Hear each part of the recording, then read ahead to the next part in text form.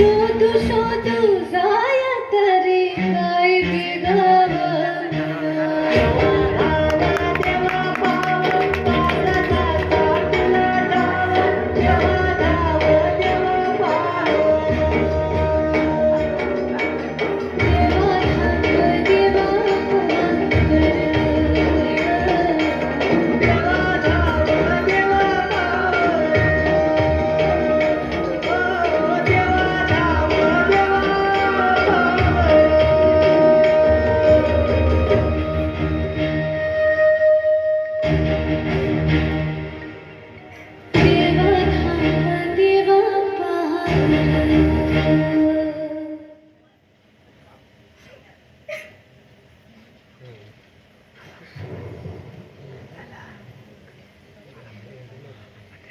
जानकी अक्का बोला म्हणजे बुवा निघालो हो.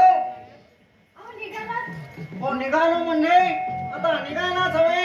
हो जेव्हा ना त्या कुलकर्ण्याच्या घरी पोचायला होते. काही विशेष का हो हो भटजींचे यजमानाकडे दुसरे कोणते काम असणार. हो कुलकर्ण्याकडनं रामाचा अभिषेक राहिला अजून.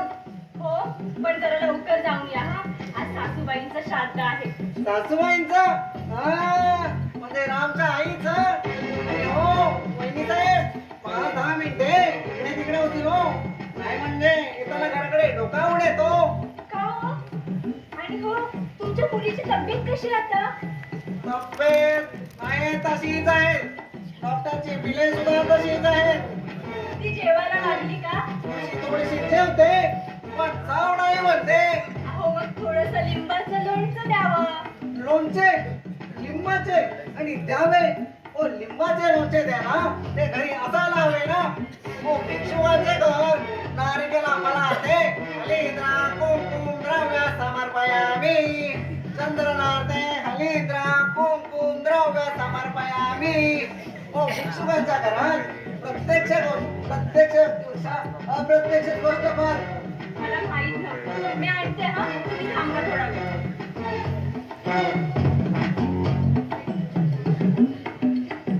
जानकी अक्का तुमचा आपला जगा वेगळा तो. नाही म्हणजे एवढ्याच्या वयात तुम्हाला केवढ्याच्या गोष्टी करतात. तुम्हाला साराची काळजी पण तुमची काळजी त्याला सुद्धा नाही हो. म्हणजे बुवा जे नशिबात लिहिलेलं असतं ते घडतं हे घ्या हे लोणचं आणि ही तुमची दक्षिणा विसरला होता माझी दोघांची भागीच बुडत होती. आणि हो नमस्कार करते हा जन्मसावित्री हो. भटजी बुवा हो जन्मसावित्री हो असा आशीर्वाद दिला म्हणून ती जन्मसावित्री होणार आहे थोडीच. म्हणजे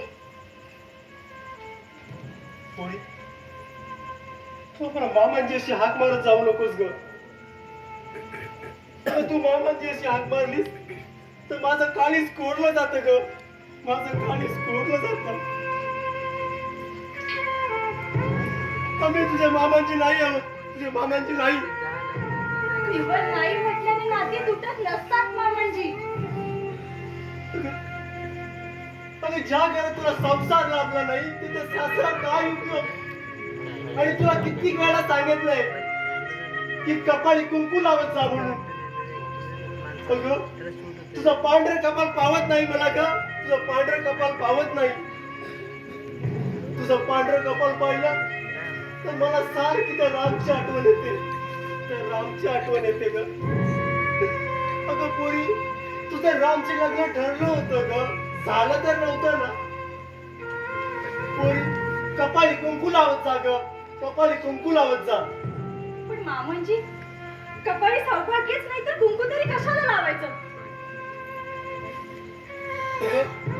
दोनच वरात सासू सासऱ्याची दृष्ट आणि पतीचे प्रेम परत मिळवणारी सावित्री तेत्रा युगात होऊन गेली गो.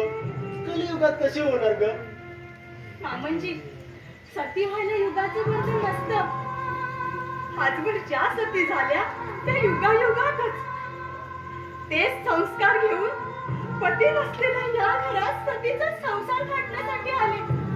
मामांजी 14 वर्षापूर्वीचा दिवस आठवते तुम्हाला आठवतो ग. चांगलाच आठवतो. पाट्याची वेळ होती, पूर्वा उजळत चालल्या होत्या. मात्र आपल्या घरी अंधारच होता ग. आपल्या घरी अंधारच होता, कारण त्या दिवशी आपला कुलदीपकच नाहीसा झाला होता ग. कुलदीपकच नाहीसा झाला होता. आणि ही कुलदेवता तुझ्या घरात आली. जिने उंबरठ्यावरला बाप ओलांडून गृहप्रवेश करायचा, ती आसवांचं पाप सांडून आली. मामाजी, त्यावेळी तुम्ही मला परत जायला सांगितलं का? मामाजी, का? तुम्ही तेव्हा पुत्र वियोगाने वेळ झालं होतं ग, म्हणून तुम्हाला माहेरी जायला सांगितलं. मामाजी, बाहेरचा असला म्हणजे दुःखाची सावली क्षणिक असते. म्हणूनच कपाळीचं कुंकू पुसून मी इथे राहिले.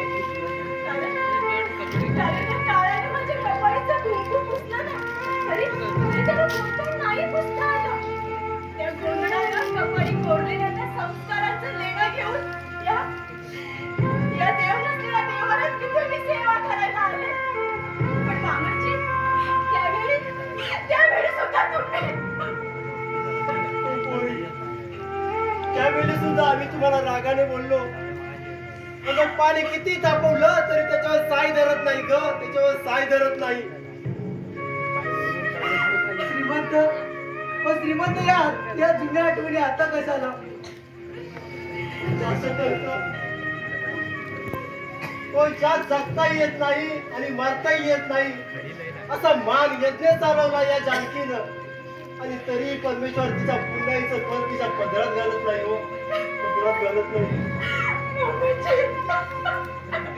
श्रीमंत पाहिलं गेला त्या.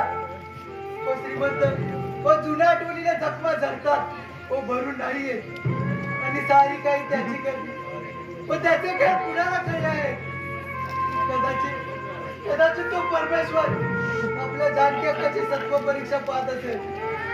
जे तो स्त्रिया राजाचा चिळ्याबाळ त्याने परत केला, तसा तो रामी परत करेल. हो, रामी परत करेल. बरं, येतो आम्ही. बरं, आज रामच्या आईचं श्राद्ध आहे, जरा लवकरच या. हो हो, बरं. आज राम